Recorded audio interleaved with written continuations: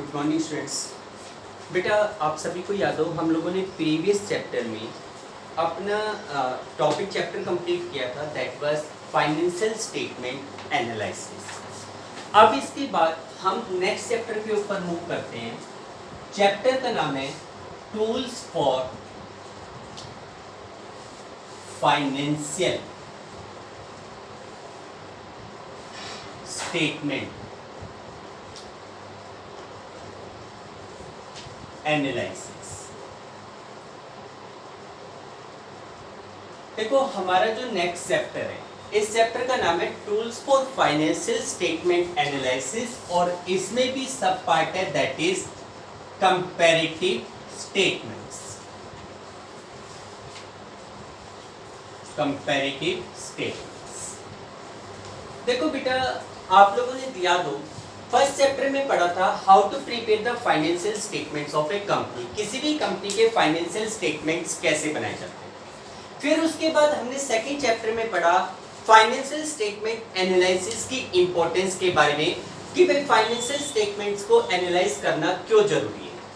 अब इस चैप्टर के थ्रू हम पढ़ने जा रहे हैं tools for financial statement analysis. It means किसी भी कंपनी के द्वारा फाइनेंशियल स्टेटमेंट को स्टडी करने के लिए, एनालाइज करने के लिए कौन कौन से मेथड्स का यूज किया जाता है। देखो जैसे प्रीवियस चैप्टर में मैंने बताया था कि when a company prepares its financial statement at the end of year they are speechless. वो अपने आप में स्पीचलेस है unless some methods are adopted upon them to analyze them and to get various type of information।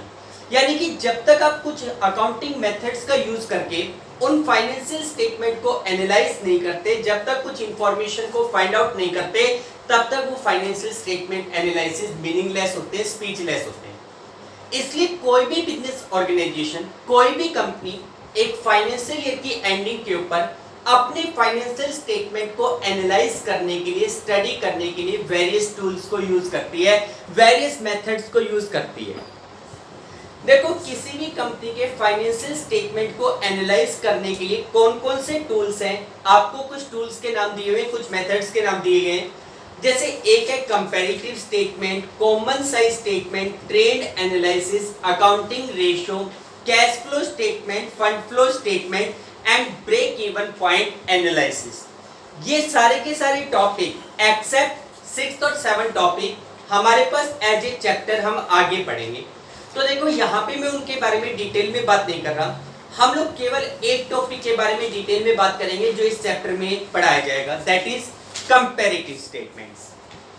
देखो बेटा हमारे पास वैसे तो फाइनेंशियल स्टेटमेंट को एनालाइज करने के लिए डिफरेंट टाइप ऑफ टूल्स का यूज किया जाता है। जैसे कुछ बिजनेस ऑर्गेनाइजेशन कंपैरेटिव स्टेटमेंट्स बनाते हैं, कुछ कॉमन साइज स्टेटमेंट बनाते हैं, कुछ बिजनेस ऑर्गेनाइजेशंस रेशियोज का यूज करते हैं, कुछ business organisation cash flow statement बनाते हैं। यानी कि कहने का मतलब different type of tools are used to analyse the financial statements. अब इस चैप्टर में जो फर्स्ट टूल है उसका नाम है कंपैरेटिव स्टेटमेंट्स। देखो बेटा कंपैरेटिव स्टेटमेंट्स क्या होता है, कैसे बनाए जाते हैं। देखो बेटा to make the comparative study of two different years of a company और between two different firms a comparative statement is prepared. यानी कि कंपैरेटिव स्टेटमेंट एक ऐसा स्टेटमेंट होता है which makes a comparative study between two different years of the same company or between two different firms। यानी कि जो कि एक ही फर्म, एक ही कंपनी के दो अलग अलग ईयर्स का या दो अलग अलग फर्मों का आपस में कंपैरिजन करते हैं। Through the comparative statement we can find out the net change. Net change means increase और decrease in various item of the financial statement.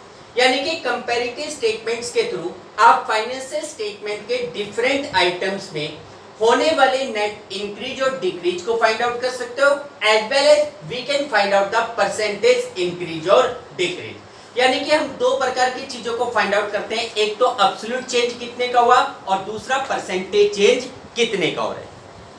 तो देखो कंपैरेटिव स्टेटमेंट के बारे में तो डेफिनेशन में केवल इतना है कि comparative statement is that statement which represent the comparison of two different financial year of the same firm और बिटवीन टू डिफरेंट फर्म्स। अब बताते हैं पर्पस और यूटिलिटी और इंपॉर्टेंस ऑफ कंपैरेटिव स्टेटमेंट। देखो कंपैरेटिव स्टेटमेंट्स की इंपॉर्टेंस क्या है, इसके पर्पसेस क्या हैं, क्यों इसको बनाया जाता है। देखिए बेटा, इसके जो इंपॉर्टेंस है उसमें पहला पॉइंट आता है to make the data simpler and more understandable. देखो बेटा, by preparing the comparative statement the financial data can be presented in a simpler and the understandable method. We can easily understand the different data of the financial statement. Comparative statement में present करने से आप लोग अपने different data को आसानी से समझ सकते हैं। Second, to indicate the trend. देखो comparative statement represent the absolute increase और decrease in different items of the financial statement. Through this increase और decrease we can find out the trend of the business. भाई जैसे मान लो आपका comparative statement of P&L, उसमें आपने revenue from operation, profit before tax in different items को दिखाया, comparison किया। अगर आपकी रिवेन्यू फ्रॉम ऑपरेशन बढ़ रही है, अगर आपका प्रॉफिट इंक्रीज हो रहा है, तो आप ये कह सकेंगे कि आपका बिजनेस प्रोग्रेसिव है। अगर ये डिक्रीज हो रहे हैं तो हम ये कहेंगे कि बिजनेस डाउनफॉल की तरफ जा रहा है। तो हम ये कह सकते हैं कि through the comparative statement we can know about the absolute increase or decrease. It helps to know the trend of the business. Third, to indicate the strong points and weak point of the concern. यानी कि to indicate the strong and weaker point of the concern कह लो या business कह लो। देखिए through comparative statements we can find out the weaker and the strongest point of the business. जैसे अभी आगे जाकर हम लोग कंपैरेटिव स्टेटमेंट कैसे बनाएंगे वो बताएंगे। तो उसमें आप देखोगे कि डिफरेंट आइटम्स का आपस में कंपैरिजन किया जाता है। आपको ये पता चल सकता है कि कौन सा पॉइंट ऐसा है जिसके ऊपर बिजनेस स्ट्रांग है। भाई जैसे मान लो हमारी सेल्स इंक्रीज हो रही है, ठीक है, तो हम ये कहेंगे कि बिजनेस का जो मार्केटिंग डिपार्टमेंट है वो स्ट्रांग है। अगर हमारे पास मान लीजिए कॉस्ट ऑफ प्रोडक्शन इंक्रीज हो रही है, तो हम ये कहेंगे कि हमारे जो लेबर हैं वो एफिशिएंट नहीं है। भाई प्रोडक्शन की कॉस्ट बढ़ने का मतलब है लेबर कहीं ना कहीं लापरवाही कर रहे हैं। तो इसलिए हम ये कह सकते हैं कि through the comparative statement we can find out the strongest and the weaker point of the organisation. हम अपने बिजनेस के स्ट्रॉन्ग और वीकर पॉइंट के बारे में जान सकते हैं। उसके बाद नेक्स्ट पॉइंट आता है to compare the firms performance with the average performance of the industries. पहले तो इंडस्ट्री और फर्म दोनों का डिफरेंस आपको पता होना चाहिए। एक पर्टिकुलर टाइप ऑफ बिजनेस करने वाले किसी सिंगल ऑर्गेनाइजेशन को फर्म कहा जाता है, ठीक है, और उसी प्रकार फर्मों के ग्रुप को इंडस्ट्रीज कहा जाता है। उसी प्रकार का बिजनेस करने वाली डिफरेंट फर्मों के ग्रुप को इंडस्ट्री कहा जाता है। जैसे Ram readymade store, it is a firm dealing in readymade garments. लेकिन अगर Ram readymade, Shyam readymade, Mohan readymade, X limited, X readymade, Y readymade, इन डिफरेंट फर्मों को अगर हम कहें तो हम ये कह सकते हैं ये गारमेंट इंडस्ट्री के पार्ट है। डिफरेंट फर्मों के ग्रुप को इंडस्ट्री कहा जाता है और एक सिंगल फर्म को, सिंगल ऑर्गेनाइजेशन को फर्म कहा जाता है। देखो कोई भी फर्म अपने बिजनेस रिजल्ट का कंपैरिजन इंडस्ट्री की परफॉर्मेंस से करना चाहते हैं। भाई हम लोग कह देते हैं कि नॉर्मली अगर कोई बंदा कपड़े का बिजनेस करता है तो वो 20% का प्रॉफिट कमाता है। It is A overall result performance of industry. हो सकता है उसी इंडस्ट्री की एक फर्म 30% कमा रही है, दूसरी फर्म 10% कमा रही है, ठीक है। एक फर्म एफिशिएंट है 30% कमा रही है, दूसरी फर्म श्रिंकर्स है 10% अर्न कर रही है, लेकिन ओवरऑल परफॉर्मेंस कितनी है 20%। हर बिजनेस फर्म अपने बिजनेस रिजल्ट का कंपैरिजन इंडस्ट्री की परफॉर्मेंस से करना चाहती है। Through comparative statement a business firm can make a comparative study of its result या its performance with the average performance of the industry so that it may ascertain whether it is better in comparison of other firms or no, ठीक है। उसके बाद next है to help in forecasting. देखो बेटा comparative statement also help to forecast the future and to take the various type of decision. Comparative statement बनाकर आप future को फोरकास्ट कर सकते हैं, फ्यूचर के बारे में डिसीजंस ले सकते हैं। अगर मान लो जैसे आपने कंपैरेटिव बैलेंस शीट बनाई या कंपैरेटिव स्टेटमेंट ऑफ P&L बनाया, उसमें आपने रिवेन्यू फ्रॉम ऑपरेशन यानी कि सेल्स को दिखाया। लास्ट ईयर सेल थी 5 लाख, करंट ईयर में सेल थी 7 लाख, आपकी सेल 2 लाख इंक्रीज हो गई यानी कि 40% इंक्रीज हो गई। आप कहोगे कि पिछले साल के कंपैरेटिवली हमारी सेल्स इंक्रीज हो रही है, तो आप फ्यूचर के बारे में भी प्रेडिकेट करोगे कि आने वाले फ्यूचर में भी हमारी सेल्स इंक्रीज होगी and we will earn more profit. तो उसी के अकॉर्डिंग आप अपनी प्लानिंग कर सकते हो। तो ये हमारे पास है कंपैरेटिव स्टेटमेंट को बनाने की इंपॉर्टेंस। अब बात करते हैं how to prepare the comparative statement. देखो बुक में टॉपिक दिया गया फोरम ये technique of presenting comparative statement, पढ़ने की जरूरत नहीं है, मैं सीधा फॉर्मेट आपको बता रहा हूं कैसे कंपैरेटिव स्टेटमेंट बनाते हैं। देखो जैसे आपको पता है कि हमारे फाइनेंशियल स्टेटमेंट में दो प्रकार के स्टेटमेंट होते हैं मेनली, एक होता है बैलेंस शीट और एक होता है statement of profit and loss. तो कंपैरेटिव स्टेटमेंट भी दो बनेंगे, एक बनेगी कंपैरेटिव बैलेंस शीट और एक दूसरी बनेगी comparative statement of profit and loss. तो अब हम लोग सबसे पहले बात करने जा रहे हैं कंपैरेटिव बैलेंस शीट की।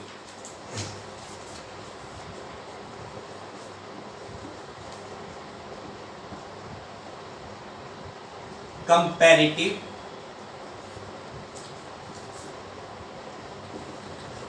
Balance sheet. देखो बेटा, if we want to make the comparison of balance sheet of the same firm of two different years, we prepare the comparative balance sheet. अगर कोई बिजनेस ऑर्गेनाइजेशन अपनी firm की दो different years की balance sheet के different items को compare करना चाहता है, तो for that it prepare the comparative balance sheet. इसके लिए वो business organisation comparative balance sheet बनाते हैं। बात करते हैं कि कंपैरेटिव बैलेंस शीट कैसे बनती है।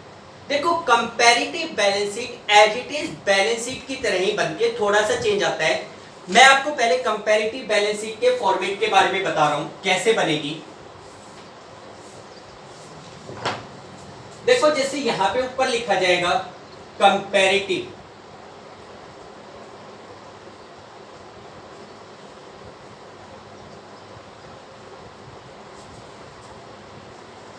बैलेंस शीट ऑफ, जो भी फर्म का नाम है X limited Y limited for the year ended,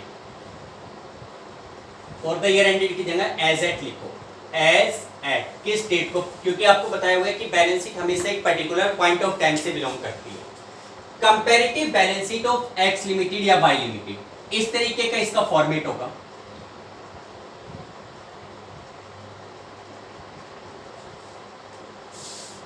देखो बेटा, जैसा हमारा बैलेंस शीट का फॉर्मेट होता है वो का वो फॉर्मेट आपको बनाना है, बस उसमें क्या है दो कॉलम एक्स्ट्रा और बनाने हैं। आपको पता है बैलेंस शीट में क्या कॉलम होते हैं, पहला कॉलम होता है पर्टिकुलर्स का, सेकंड कॉलम आपके पास होता है नोट्स नंबर, थर्ड कॉलम आपके पास होता है फिगर ऑफ करंट ईयर और फिर होता है फिगर ऑफ प्रीवियस ईयर। अब यहां थोड़ा सा चेंज करना है। देखो बैलेंस शीट में पहले प्रीवियस ईयर करंट ईयर को दिखाया जाता है, फिर प्रीवियस ईयर को दिखाया जाता है। जबकि अगर आप कंपैरेटिव बैलेंस शीट बनाओगे तो पहले प्रीवियस ईयर के फिगर दिखाने और बाद में करंट ईयर के फिगर दिखाने। सिर्फ यहां चेंज करना है, figure of previous year, previous year, फिर लिखा जाएगा figure of current year, figure of previous year, figure of current year. ठीक है, ये बैलेंस शीट आ गई। फिर उसके बाद दो कॉलम और बनवाएं। देखो इन दोनों कॉलम में क्या आएगा, पहला जो कॉलम होगा वो लिखा जाएगा नेट इंक्रीज और डिक्रीज, और अगले कॉलम में लिखा जाएगा परसेंटेज इंक्रीज और डिक्रीज, परसेंटेज इंक्रीज और डिक्रीज। ठीक है, ये कॉलम बनेंगे कंपैरेटिव बैलेंस शीट, ठीक है। ये तो इसका फॉर्मेट हो, करंट प्रीवियस ईयर पहले, करंट ईयर बाद में, फिर नेट इंक्रीज और डिक्रीज और परसेंटेज इंक्रीज और डिक्रीज, ठीक है। ये दो कॉलम एक्स्ट्रा। बैलेंस शीट उसी फॉर्मेट पे बनाई जाएगी जैसे हम बनाते थे, पर्टिकुलर हेड और सब हेड दिखाते हुए, ठीक है। पर्टिकुलर हेड और सब हेड में अब जैसे मान लो आपके पास कुछ आइटम्स दिए गए, मैं आपके पास एक वैसे रफली क्वेश्चन कर रहा हूं। फर्स्ट हमारे पास साइड है equity and liability side, equity and liability side. इसमें हमारे पास फर्स्ट हेडिंग होता है share holder fund, share holder fund, और इसमें हमारे पास एक आइटम दिया हुआ है share capital. Let's suppose last year आपकी शेयर कैपिटल थी 5 lakh, current year share capital है 8 लाख रुपीस, ठीक है। इसी प्रकार दूसरा हमारे पास नॉन करंट लायबिलिटी का आइटम दिया हुआ है नॉन करंट लायबिलिटी, और इसका एक आइटम दिया है हमारे पास long term borrowing, long term borrowing. Long term borrowing में लास्ट ईयर हमारे पास था 2 लाख रुपीस, करंट ईयर में हो गया 150, ठीक है। मान लो लायबिलिटी साइड की यही दो आइटम है, टोटल करोगे 7 लाख, यहां पे टोटल करोगे 9,50,000, ठीक है। उसके बाद एसेट साइड के आइटम, अब आपने एसेट साइड के आइटम दिखा दी, एसेट साइड के जो भी आइटम है वही हेड और सब हेड में दिखाएंगे। पहले आप जैसे आपको बैलेंस शीट दी हुई है उस बैलेंस शीट को बना लेंगे। अब आपकी ये दो फिगर बच गई, पहले आप देखोगे इंक्रीज और डिक्रीज कितना है, प्लस माइनस आई थिंक सबको आता होगा, +2 कॉमर्स के स्टूडेंट इतने एक्सपेक्ट कर सकते हैं कि प्लस माइनस आता हो, ठीक है। नहीं आता एलकेजी यूकेजी की कोई भी वीडियो देखो समझ में आ जाएगा। 5 लाख से 8 लाख रुपीस हमारी शेयर कैपिटल हो गई। शेयर कैपिटल लास्ट ईयर कितनी थी 5 लाख, करंट ईयर में कितनी हो गई 8 लाख। आप पहले तो ये बताओ इंक्रीज हो रहा है या डिक्रीज हो रहा है। नो डाउट पिछले साल के कंपैरेटिवली हमारी share capital 3 lakh rupees increase हुई है, तो यहाँ पे इंक्रीज कॉलम में लिख दोगे 3 लाख रुपीस, ठीक है। फिर बात करें परसेंटेज की, कितने परसेंट। देखो परसेंटेज हमेशा निकाला जाता है, परसेंटेज कैसे निकाला जाएगा उसका तरीका बता देता हूं। परसेंटेज निकालने का नेट इंक्रीज और decrease divided by previous year figure, previous year figure और इनटू में 100। भाई कितना इंक्रीज और डिक्रीज हुआ divided by previous year figure. Percentage हमेशा प्रीवियस ईयर फिगर के ब्याज पे निकाली जाती है और इनटू में 100। जैसे यहां पे कितना अमाउंट इंक्रीज हुआ 3 लाख, प्रीवियस ईयर फिगर कितना था 5 लाख रुपीस और इनटू में 100। तो यहां से आप इसको सोल्व कर लीजिए, आपके पास आएगा 60%। आप ये कह सकते हो कि आपकी जो शेयर कैपिटल है वो 60% इंक्रीज हो रही है। कितनी इंक्रीज हो रही है 60%। इसी प्रकार लॉन्ग टर्म बोरोइंग्स 2 लाख से 150 हो गई, यानी कि यहाँ पे 50,000 कम हुए। लॉन्ग टर्म बोरोइंग्स 50,000 कम हुए, कम हो रहे हैं, तो इसका मतलब डिक्रीज हो रहा है। डिक्रीज के आइटम को ब्रैकेट में शो करो। कैसे शो करो ब्रैकेट। फिर परसेंटेज निकालने, इंक्रीज या डिक्रीज कितना हो रहा है 50,000। प्रीवियस ईयर फिगर कितना था 2 लाख रुपीस और इनटू में 100 फॉर यहां से 25%, यानी कि लॉन्ग टर्म बोरोइंग्स 25% डिक्रीज हुआ है, इसको भी ब्रैकेट में शो कर दो, ठीक है। फिर उसके बाद टोटल, यहां पे आपके पास आया टोटल 7 लाख था, करंट ईयर में हो गया 950। कितना इंक्रीज हो गया 250 इंक्रीज हो रही है, लायबिलिटी साइड 250 इंक्रीज हो रही है। परसेंटेज निकालोगे 250 डिवाइडेड बाय 7 लाख इनटू में 100।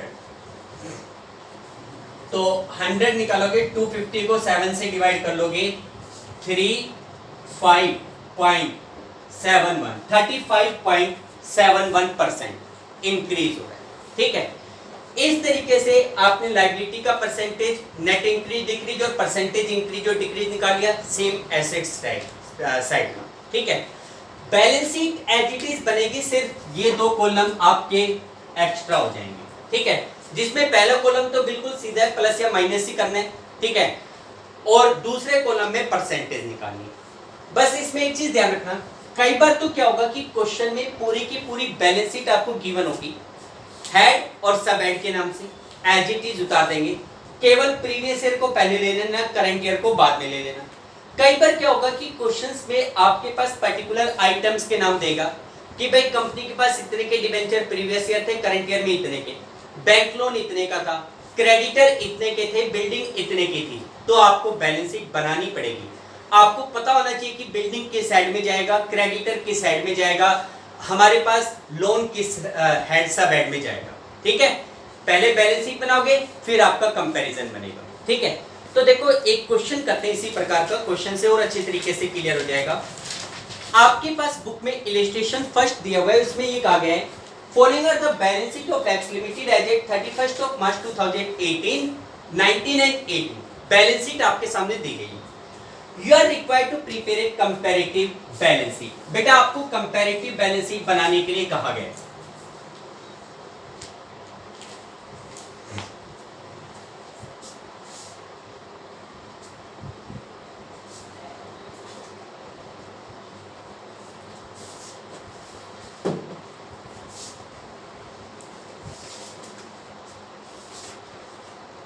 फर्स्ट क्वेश्चन में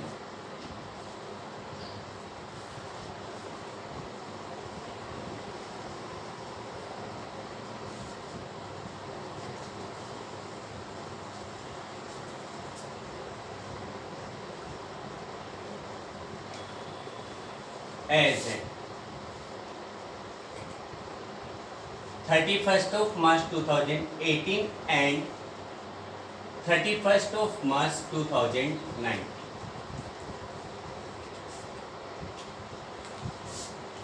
Particular notes number, figure of previous year, figure of current year, increase और decrease, percentage increase और decrease। पहले तो फॉर्मेट बना लिया। Particulars,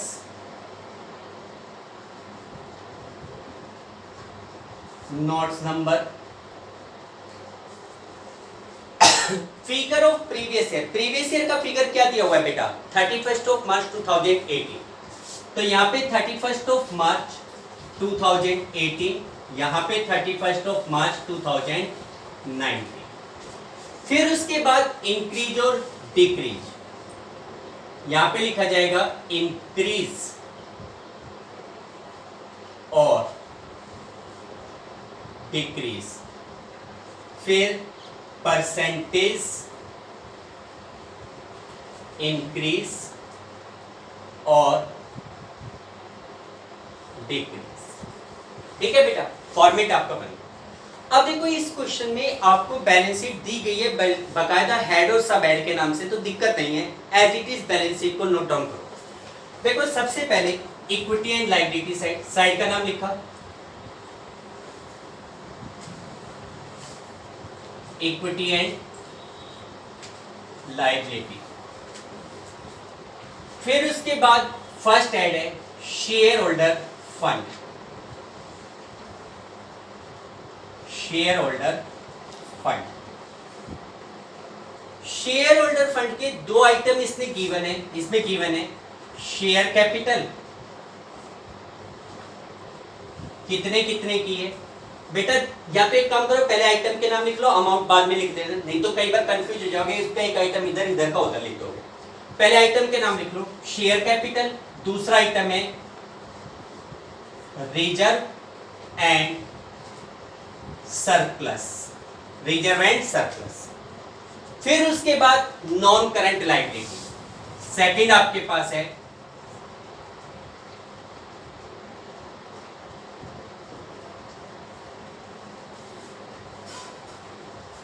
non current liability. Non current liability के रूप में आपको आइटम दिया हुआ है long term borrowing, long term borrowing. ठीक है, लॉन्ग टर्म बोरोइंग। उसके बाद करंट लायबिलिटी, थर्ड आइटम आपके पास दिया हुआ है करंट लायबिलिटी। इसका आइटम है ट्रेड पेबल्स, एक ही आइटम है ट्रेड पेबल्स, ठीक है। लास्ट में आपके पास दिया हुआ है टोटल। पहले लायबिलिटी का आइटम लिख लो, शेयर कैपिटल। ध्यान रखना प्रीवियस ईयर पहले, करंट ईयर बाद में।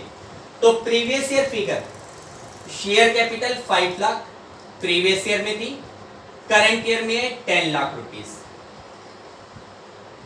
Reserve and surplus previous year में था 3 लाख रुपीस, करंट ईयर में है 2 lakh rupees. Current year reserve and surplus है 2 लाख रुपीस।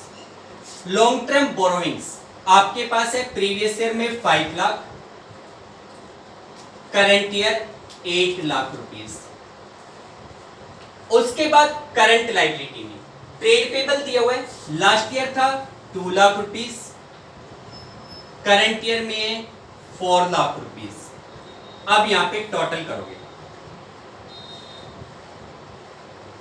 टोटल तो प्रीवियस ईयर हमारी लायबिलिटी का टोटल था 15 लाख, करंट ईयर में लायबिलिटी का टोटल है 24 लाख रुपीस, ठीक है। ये लायबिलिटी साइड का आइटम हो गया। अब आ जाओ एसेट साइड में, सेकंड पार्ट एसेट साइड का। देखो एसेट साइड के आइटम में पहला हेडिंग आपके पास है non current assets. Non current assets, non current assets में भी आपको दिया हुआ है fix assets. First part fixed assets. Fix assets के रूप में आपके पास दो आइटम है, एक तो टेंजिबल एसेट्स,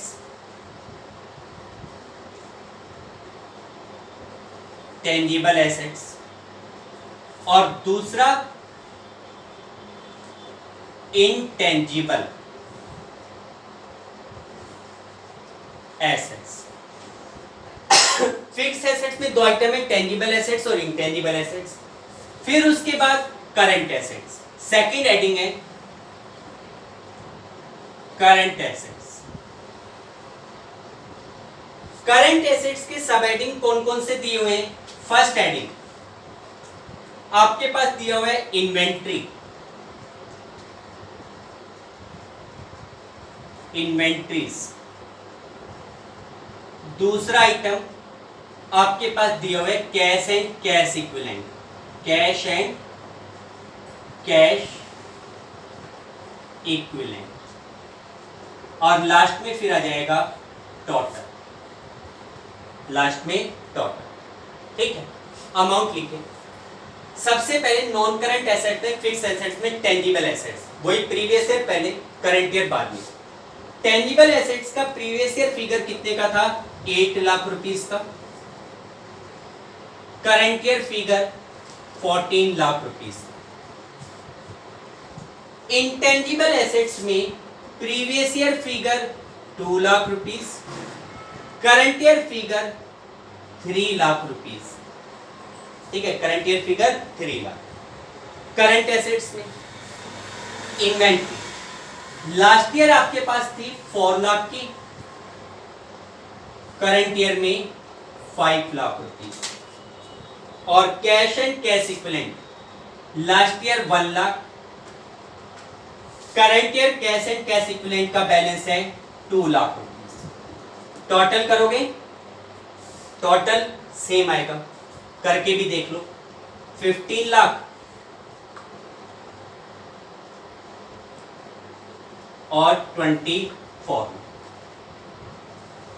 ठीक है बेटा, आपने बैलेंस शीट को as it is note down कर दिया, जैसे आपकी बैलेंस शीट बनती है वैसे की वैसे आपने दिखा दिया। अब आपका जो मेन काम है वो दिखाना है इंक्रीज और डिक्रीज और परसेंटेज इंक्रीज और डिक्रीज को कैलकुलेट करना।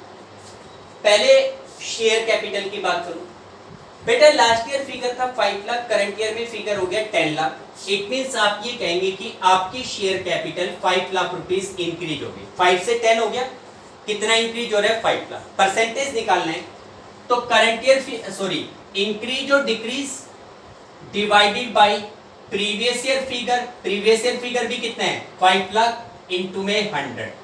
तो कितने परसेंट इंक्रीज हो रही है 100% इंक्रीज होगी। शेयर कैपिटल 100% इंक्रीज होगी। रिजर्व एंड सरप्लस की बात करो, लास्ट ईयर हमारे पास रिजर्व एंड सरप्लस 3 लाख का था, करंट ईयर में रिजर्व एंड सरप्लस का बैलेंस 2 लाख रुपीस है। यानी कि करंट ईयर में रिजर्व एंड सरप्लस का अमाउंट रिड्यूस हुआ है। कितना रिड्यूस हुआ है, कितना डिक्रीज हो रहा है 1 लाख रुपीस डिक्रीज हो रहा है।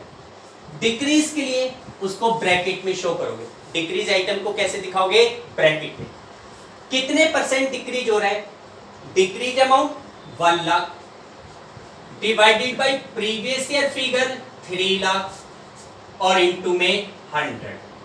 कितने परसेंट डिक्रीज हो रहा है 33.33% डिक्रीज हो रहा है। ब्रैकेट में शो कर देंगे 33.33%।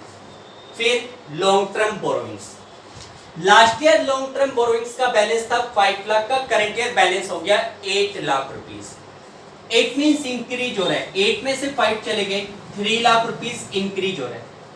परसेंटेज निकालेंगे 3 lakh divided by 5 lakh into में 100। निकाल के देख लो, +2 के स्टूडेंट है, निकल सकता है आप इजीली। 60% हो गया। कितने परसेंट हो गया 60%। ट्रेड पेबल्स 2 लाख से 4 लाख रुपीस हो गया। पिछले साल 2 लाख था, अब है 4 लाख रुपीस, यानी कि करंट ईयर में 2 लाख रुपीस इंक्रीज हो रहा है। कितना इंक्रीज हो रहा है 2 lakh rupees. Percentage 2 lakh divided by 2 lakh into में 100। कितने परसेंट इंक्रीज हो रहा है 100% इंक्रीज हो रहा है। कितने परसेंट 100%। टोटल की भी निकालनी है। 15 लाख से 24 लाख हो गए टोटल। कितना इंक्रीज हो रहा है 9 लाख रुपीस इंक्रीज हो रहा है। टोटल अमाउंट 9 लाख इंक्रीज हो रहा है। Percentage 9 lakh divided by 15 lakh into में 100। चेक कर लेना, परसेंटेज निकालना 60% आएगा। 9 lakh divided by 15 lakh into में 100 60% हो गया। नॉन करंट एसेट्स में, फिक्स एसेट्स में टेंजिबल एसेट्स लास्ट ईयर था 8 लाख, करंट ईयर में हो गया 14 लाख। यानी कि हमारी जो टेंजिबल एसेट्स है वो 6 लाख रुपीस इंक्रीज होगी। कितनी इंक्रीज हो रही है 6 लाख। परसेंटेज निकालोगे 6 lakh divided by 8 lakh into में 100। कैलकुलेट कर लेना 75% आएगा। ठीक है। इंटेंजिबल एसेट्स 2 लाख से 3 lakh. Intangible assets 1 lakh rupees increase हुई है। इंटेंजिबल एसेट्स 1 लाख इंक्रीज हुई है, 2 से 3 हो गई। 1 लाख इंक्रीज हो रहा है, कितने percent 1 lakh divided by 2 lakh into में 100। कैलकुलेट करो 50% इंक्रीज आएगा। कितना इंक्रीज हो रहा है 50%। इन्वेंट्री, लास्ट ईयर इन्वेंट्री का बैलेंस 4 लाख रुपीस था, करंट ईयर में बैलेंस हो गया 5 lakh rupees. It means during the year balance of inventory increase by ₹1 lakh. Inventory हमारी 1 लाख रुपीस इंक्रीज होगी। परसेंटेज निकालो 1 lakh divided by 4 lakh into में 100। नेट इंक्रीज और decrease divided by previous year figure into में 100। 1 लाख बाय 4 लाख इनटू 100 निकाल के देख लेना 25% आएगा। Cash and cash equivalent last year 1 lakh था, करंट ईयर में 2 लाख रुपीस हो गया। यानी कि during the year cash and cash equivalent का बैलेंस 1 लाख रुपीस इंक्रीज हो रहा है। कितना इंक्रीज हो रहा है 1 लाख। परसेंटेज निकालोगे 1 lakh divided by 1 lakh into में 100, यानी कि 100% इंक्रीज हो गया। कितना इंक्रीज हो गया कंप्लीट 100%। फिर उसके बाद total balance last year 15 lakh का, करंट ईयर में 24 लाख का। ऊपर भी निकाले सेम अमाउंट, बार बार कैलकुलेशन की जरूरत नहीं, दिमाग लगा लिया करो। यहाँ पे कितना इंक्रीज हुआ total balance 9 lakh rupees increase हुआ। परसेंटेज वही तरीका, increase decrease divided by previous year figure into में 100। 9 lakh divided by 15 lakh into 100 वही 60% आएगा। तो ये टोटल अमाउंट कितने परसेंट इंक्रीज या डिक्रीज हो रहा है, इंक्रीज हो रहा है 60%। ठीक है, this is your comparative balance sheet. In this way the comparative balance sheet will be prepared. Clear बेटा? आई थिंक आज समझ में आया होगा। देखो इसी तरीके से बैलेंस शीट आपको बनानी है, बस उसमें ये देखना है कि जैसे इस क्वेश्चन में बैलेंस शीट के हर आइटम को हेड और सब हेड में दिया हुआ, हो सकता है किसी क्वेश्चन में आपको आइटम्स के नाम दिए जाए, लाइक बिल्डिंग का previous year balance, current year balance, bank का current year balance, previous year balance, inventory का current year balance, previous year balance. तो आपको उन आइटम को पर्टिकुलर हेड में, पहले हेड में कन्वर्ट करना पड़ेगा, फिर उसके बाद इंक्रीज और डिक्रीज और परसेंटेज इंक्रीज और डिक्रीज कैलकुलेट। क्लियर बेटा? तो देखो ये कंपैरेटिव बैलेंस शीट के क्वेश्चन है, यहां तक आप करके देखिए, बाकी इस क्वेश्चन को आगे कंटिन्यू करें। Okay, thank you, have a nice day.